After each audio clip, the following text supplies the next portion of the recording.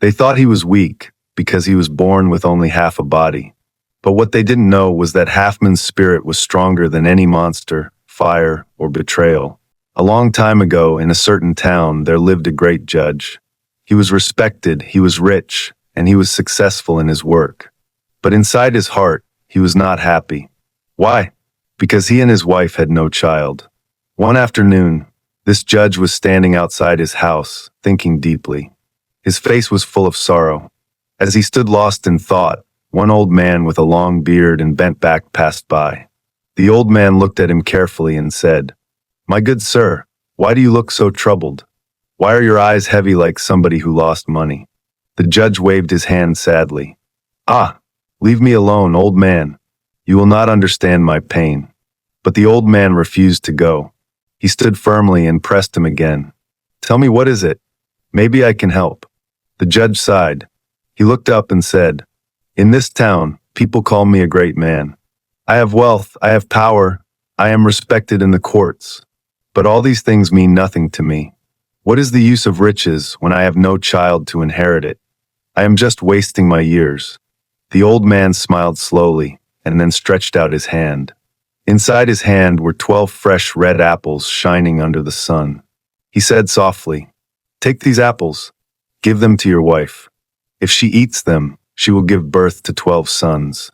The judge's eyes opened wide. His face brightened with joy as he collected the apples. He bowed and said, "Thank you, kind father. May your days be long." He ran inside his house and called his wife. "My dear wife, sit down. Eat these apples quickly. A holy man has given them to me. If you eat them, you will bear children for me, 12 strong sons." The wife was surprised, but she believed her husband and began to eat. She ate 1, 2, 3, until she finished 11 apples. But just as she was eating the 12th one, her sister entered the house. Without thinking much, she broke the last apple and gave her sister half. That is how the judge's wife ate 11.5 apples, while her sister ate half of one. In time, the judge's wife gave birth. She bore 11 strong and handsome boys, all of them complete. But the 12th child was strange. He was only half a man, his body ended in the middle. That boy became known as Halfman, and so their story began. The years passed quickly in the judge's house. His 12 sons grew tall and strong like palm trees in the forest. The 11 complete sons were handsome, with broad shoulders, clear eyes, and voices like young lions. But the 12th child, Halfman, was different. His body ended at the waist. He had no legs, yet his eyes shone brighter than his brothers. Even though he was only half of a man, his wisdom was complete. He noticed things others did not see, and his mind was sharper than a cutlass. His brothers sometimes mocked him, saying, "See, Halfman, you are only half. How can you stand beside us?" But Halfman never quarreled. He only smiled and replied softly, "Time will tell who is truly strong." When they all became men, the 12 brothers went to their father, the judge, and said, "Father, we are no longer children. We are grown men. It is time for us to marry and start our own families. Find us wives, so your name will not die out in this town." The judge listened and nodded slowly. He thought for a long time. Then he said, "My sons, your request is good, but I will not choose women for you from strangers. Far away in the east lives my own brother. He has 12 daughters, all of marriageable age. Go there. Each of you shall marry one of your cousins." The sons clapped their hands in excitement. They rushed to saddle their horses, their hearts full of joy. But Halfman had no horse, for his body was not complete. Still, he refused to be left behind. He climbed behind his youngest elder brother on the horse, holding tightly as the journey began. The townspeople gathered to watch as the 12 brothers rode away, their spears shining, their clothes bright, and their faces full of hope. No one knew that danger was waiting for them on the road. For 12 days, the brothers rode across hills, valleys, and forests. The sun beat them by day, and the cold winds pressed them by night. But they did not complain, for the thought of meeting their cousins and choosing wives gave them strength. On the 12th day, as the evening sun painted the sky red, they saw an old woman sitting by the roadside. Her back was bent like a bow, her wrapper torn, her eyes sharp like burning coal. She raised her hands and called, "Good evening, my fine young men. I have been waiting for you. Come closer." The brothers pulled their horses and greeted her respectfully.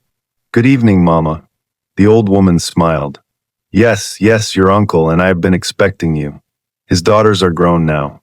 Many suitors have begged to marry them, but I kept them waiting because I knew you, their true cousins, would come one day. Follow me. Our compound is not far. You will eat, you will drink, and tomorrow you will marry your wives." The brothers looked at each other happily. "See how God has blessed us. We did not even suffer to search. Mama herself has come to lead us." But Halfman frowned. He pulled his brothers close and whispered, "Wait, let us ask questions first. How do we know this is our father's brother's wife? Have any of us seen her before?" The eldest brother shook his head impatiently. "Halfman, you always suspect evil everywhere. This is surely our aunt. Look at how she welcomed us. Don't bring your fears to spoil our joy." Halfman kept quiet, but inside his heart he felt uneasy. The old woman led them through a narrow path into a large compound. At the gate, a tall man with a heavy beard stood waiting. His eyes were dark and deep, his smile too wide. He stretched out his hands and said, "Welcome, welcome, my dear nephews. You have traveled far, but now you are home. Come inside, eat and drink. Tomorrow, you shall marry my daughters." The brothers rushed in with excitement, but Halfman stayed back a little, watching every movement. His sharp eyes noticed something the others ignored, the way the man's teeth shone too sharp, like a wild animal's. But nobody listened to him. Food was brought, meat was roasted, wine was poured. The brothers ate until their stomachs were full. Then mats were spread, and they all lay down to sleep. Halfman did not close his eyes. He had a feeling that the night would not pass peacefully. That night, silence covered the compound. The brothers snored peacefully after their long journey, but Halfman did not sleep. He lay on his mat, eyes wide open, ears sharp like a hunter in the forest. After a while, he heard soft footsteps. Someone was creeping towards them. Through the dim light of a small lantern, Halfman saw the aunt. But she was no ordinary woman. Her nails were long like claws, her teeth sharp like knives. She was not their aunt at all. She was an ogress. Halfman's heart beat fast, but he kept quiet and watched. The ogress tiptoed into the room carrying 2 pieces of cloth, one red, one white. Carefully, she spread the red cloth over the sleeping brothers and laid the white one over her daughters, who were resting in another corner. When she finished, she crept back, smiling wickedly. She thought her plan was perfect. Halfman waited until she began snoring loudly beside her husband. Then he stood up quietly.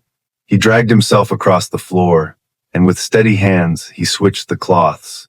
He put the white cloth on his brothers and spread the red cloth over the ogre's daughters. Not only that, he also exchanged their head coverings, his brothers' red caps for the daughters' white veils.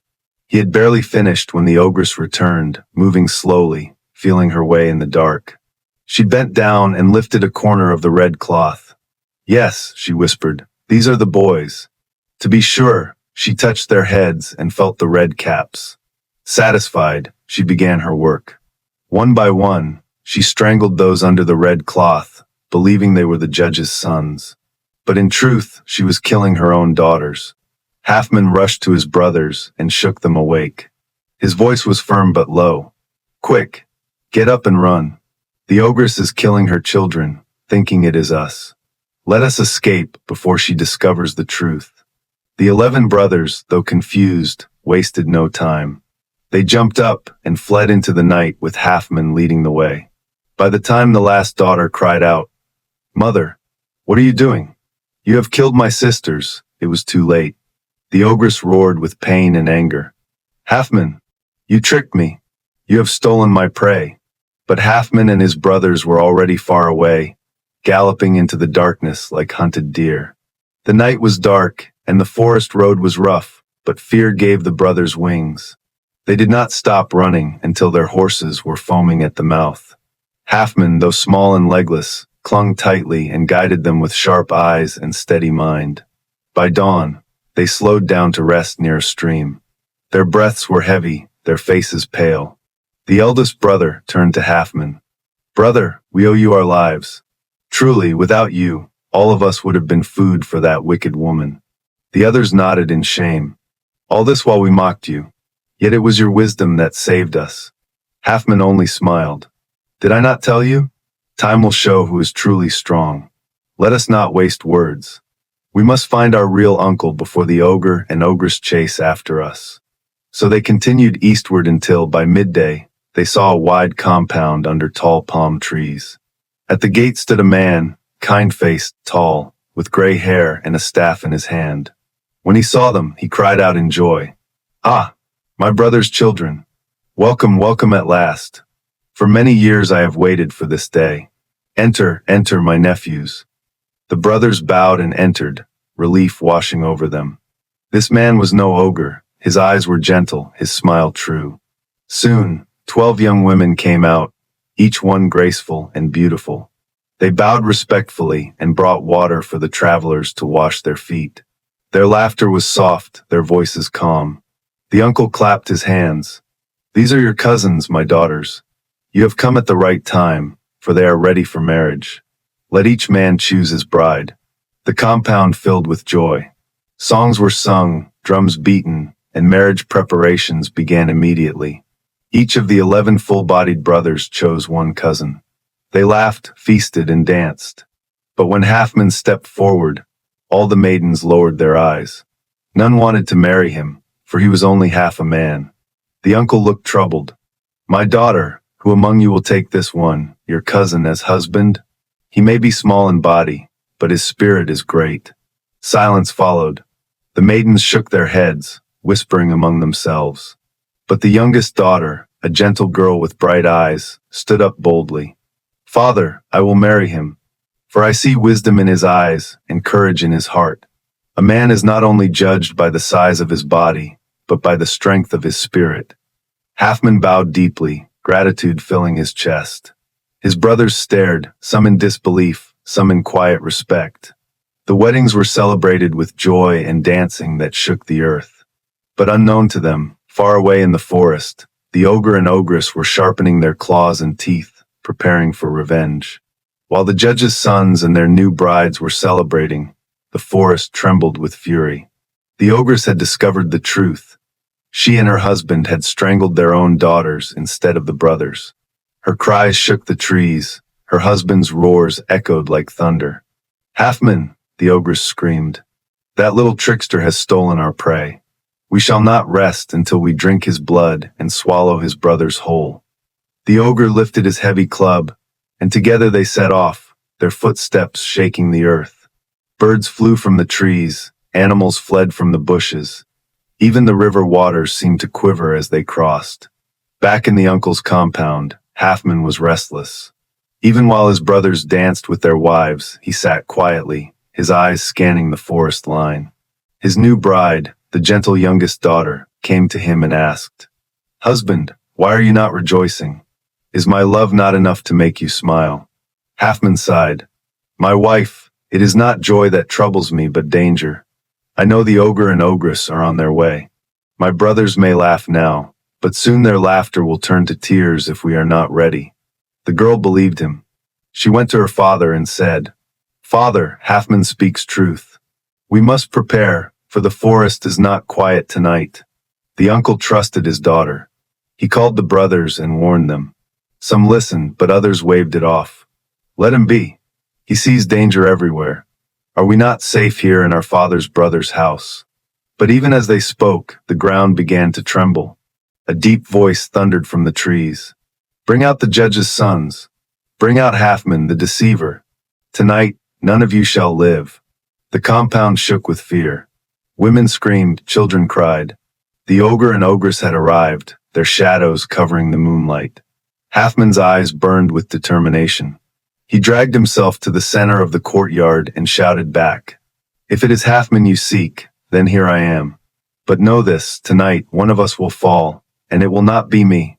The ogre roared in anger, and the final battle was about to begin. The compound shook as the ogre stormed in, his club raised high. The ogress followed, her teeth glistening, her claws scratching the ground. The brothers and their brides scattered, hiding behind huts and trees.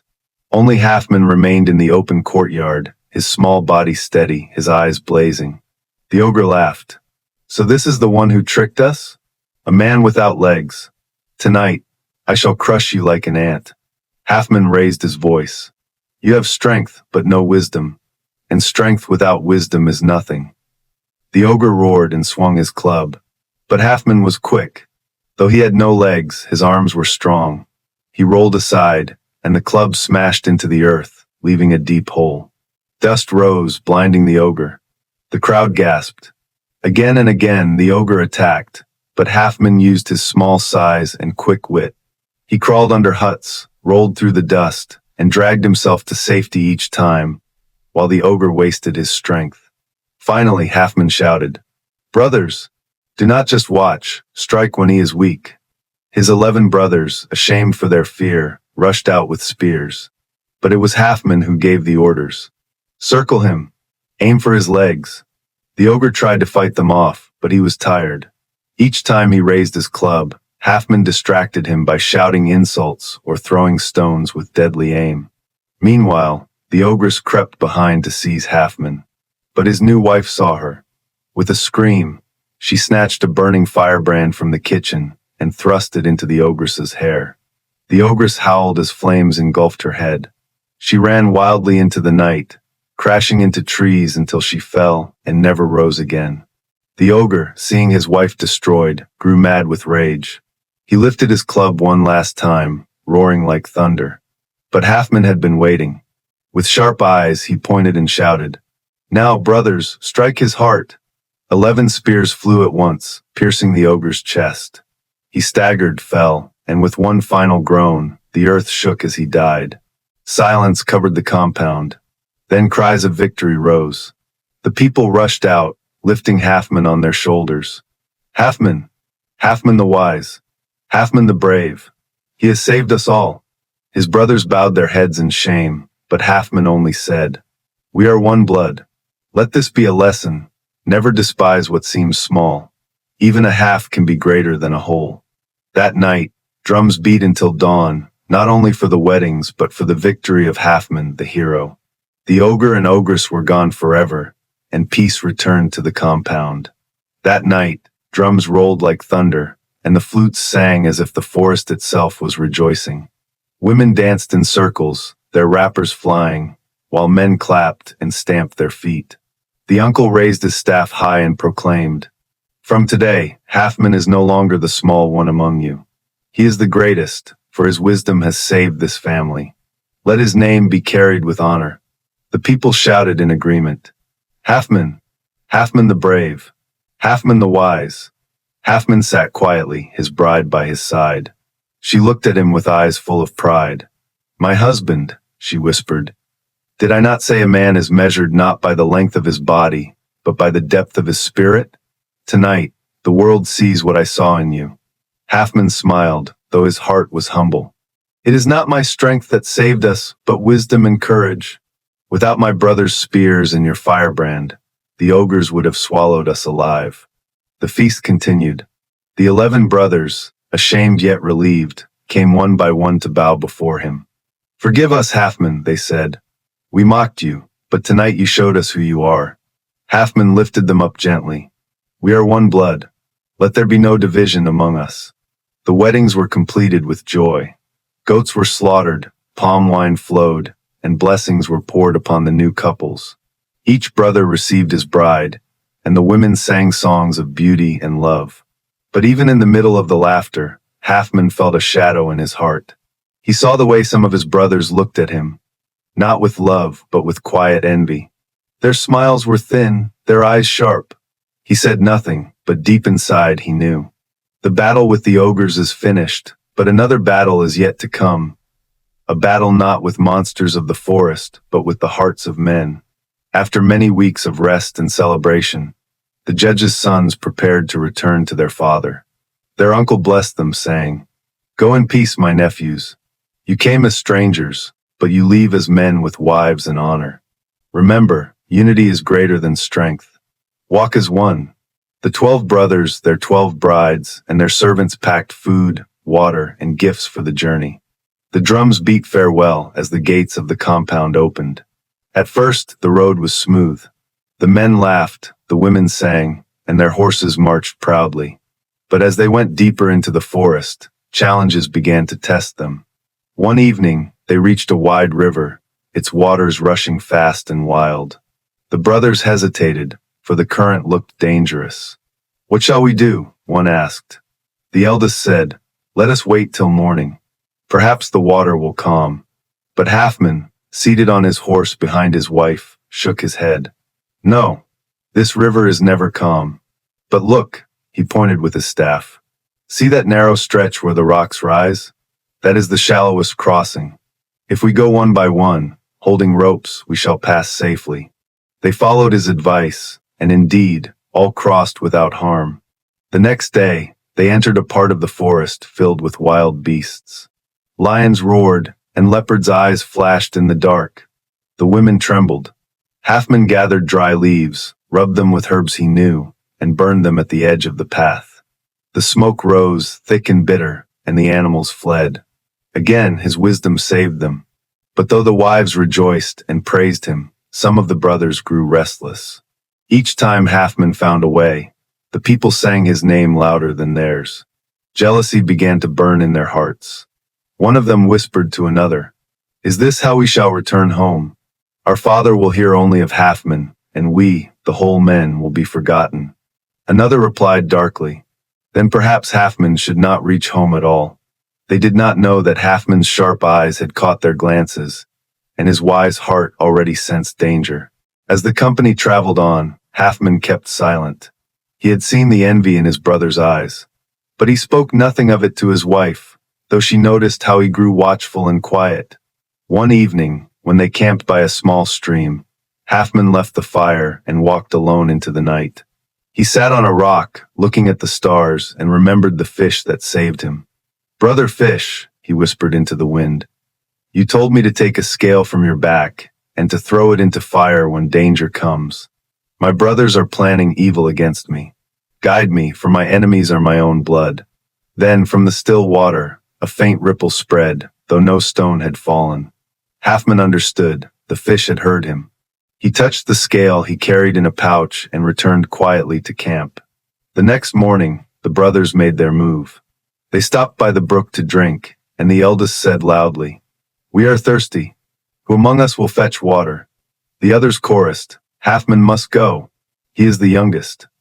Halfman did not argue. He filled a skin with water and tied it to the rope, which they pulled up and drank. But when he asked them to draw him up, they cut the rope halfway, and he fell back into the river with a heavy splash. The women screamed, but the brothers silenced them with harsh voices, saying, "Keep quiet.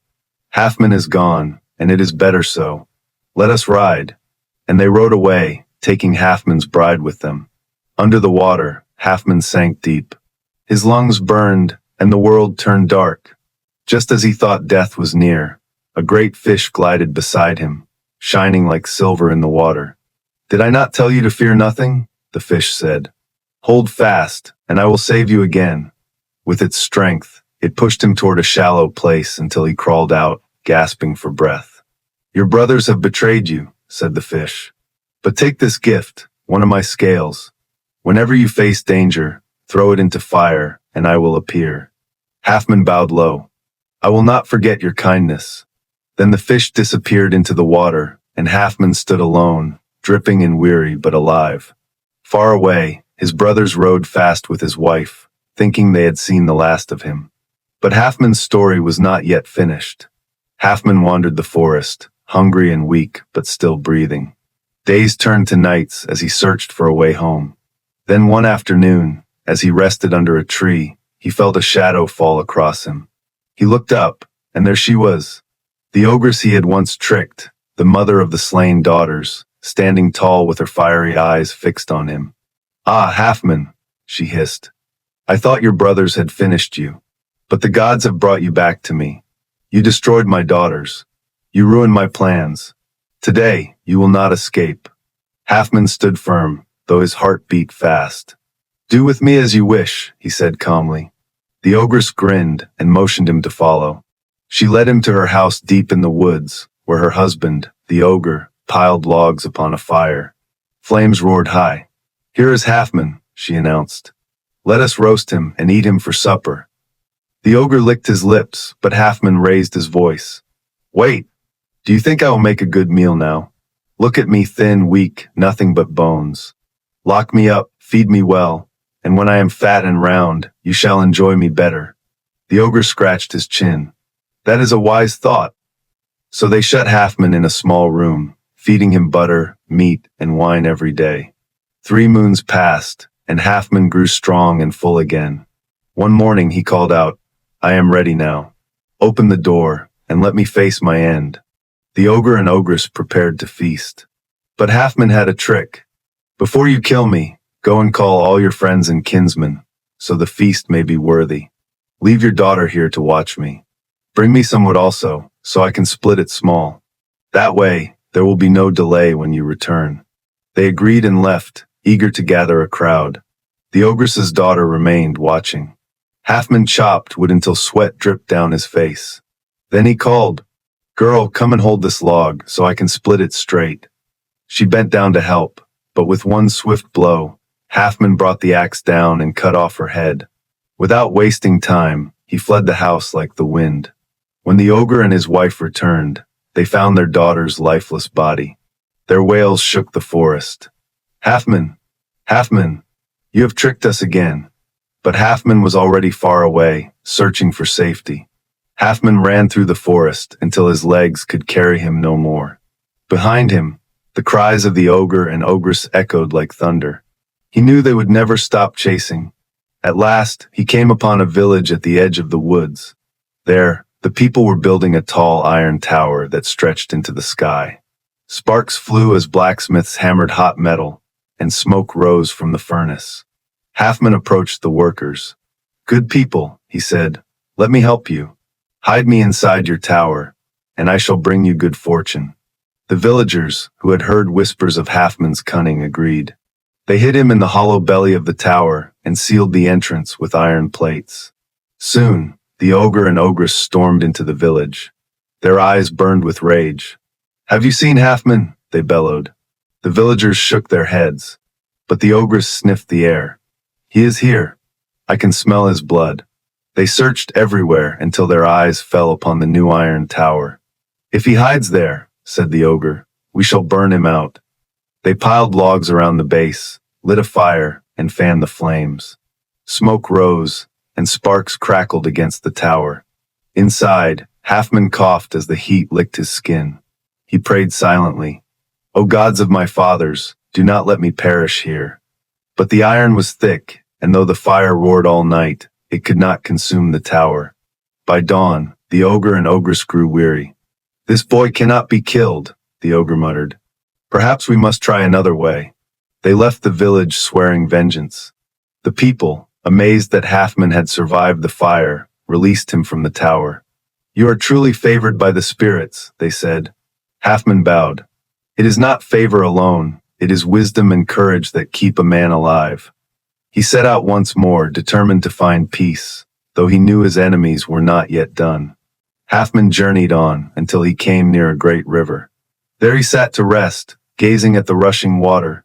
For the first time in a long while, he thought of his brothers, the same men who had betrayed him, slit his side, and left him for dead. As if summoned by his thoughts, he heard voices carried by the wind. He turned and saw them, his brothers tall and proud, dressed in fine clothes, their bodies heavy with wealth. They had returned from their journey, boasting loudly of their exploits. When they noticed him, they laughed bitterly. Ah, see who lives! The cripple we left behind in the forest. Halfman stood firm. Yes, I live. Though you meant me to die, the gods gave me strength. But tell me, brothers, where is the glory you claimed? Whose victories do you boast of? They sneered. Why should it matter? In the eyes of men, we are heroes. No one will ever know it was you who conquered the dangers, who slew the monsters. The world will believe our story. Halfman's voice rose like thunder. You are liars, thieves of honor. The land will know the truth. The brothers, angered, drew their weapons. Then you must die once and for all. This time, no forest spirit will save you. But Halfman, though small in body, was quick in mind. He leapt aside as their blades swung. The battle raged beside the river. His brothers were strong, but they lacked his cunning. At last, Halfman seized a spear and struck the ground. The earth shook. One brother stumbled into the river's depths and was swept away by the current. The other fell to his knees, begging for mercy. "Forgive me, Halfman," he cried. "It was jealousy that drove me. Do not kill your own blood." Halfman looked at him with cold eyes. "I will not kill you, but you will live with shame. From this day forth, your name shall carry the weight of betrayal." He turned his back and walked away, leaving the last brother trembling by the riverbank. News of Halfman's survival spread across the villages like wildfire. Everywhere he went, people whispered, "Is it true? The boy with one leg, one arm, and half a body lives still. He outwitted ogres, beasts, and even fire itself." At last, the matter reached the ears of the great king. He summoned Halfman and his surviving brother to the palace. The court was filled with chiefs, elders, and warriors. The king's voice thundered across the hall. "Tell me, who among you speaks the truth? Who conquered the monsters? Who brought peace to the land?" The brothers stepped forward first. "My king, it was I. This cripple only survived by chance. I was the one who fought, who bled, who triumphed. Ask any man, and he will tell you my story." Halfman smiled faintly, then bowed. "My king, I need no fine words. Let deeds speak louder than tongues. Bring forth the ogress, if she yet lives. Bring forth the villagers who saw me in the iron tower. Let them say who truly fought and who truly hid." The court gasped. The king nodded. Witnesses were summoned from near and far. Each one told the same tale. How Halfman had survived when no ordinary man could. How he had tricked monsters. How he alone had faced the fire and lived. The king turned to the brother. "You stand here clothed in lies, trying to steal another's glory. You betrayed blood. You betrayed truth. Such treachery cannot stand in this land." The brother fell to his knees, weeping, but the king's face was hard. "You will live, but stripped of honor. Let your name be spoken only as a warning. Do not envy, do not betray, lest you fall as he has fallen." The crowd turned to Halfman, cheering his name. But Halfman only bowed his head. "Glory is nothing to me, my king. I only ask for peace, and that justice should reign." The king rose and lifted his staff. "Then peace you shall have. From today, Halfman is no longer a cripple in the eyes of the people. He is a hero, one who proved that strength is not in the body but in the spirit." The drums of the palace beat loud, and the land knew that justice had been done. After the king's judgment, Halfman lived among the people with honor. Yet he was never proud, never boastful. He walked quietly, helping the weak, teaching the young that wisdom is greater than strength, and that envy destroys more than it builds. Years passed. His enemies, the ogre, the ogress, and even his treacherous brothers, faded into silence. But Halfman remained, remembered not for his scars, but for his courage. One cool evening, as the sun sank behind the hills, Halfman sat beneath a great tree. Children gathered around him, begging for stories. With a smile, he told them of his journeys, of the monsters he had outwitted, of the fire that could not consume him, of the betrayal that did not end him. When the story was done, he grew silent. His eyes turned to the sky. Slowly, he closed them, and his breath stilled like a flame at rest. The people found him there, peaceful beneath the tree. They wept, but they also sang, for they knew he had lived a life fuller than many whole men. They built a shrine in his honor, saying, "Here lies Halfman, the one who proved that even half a body can carry a whole spirit." From that day, whenever children played by the riverside or villagers gathered at night, his story was told again and again, passed down from mouth to mouth, heart to heart. And so Halfman never truly died. He lived forever in the memory of the people, a reminder that courage, wisdom, and truth outlast even flesh.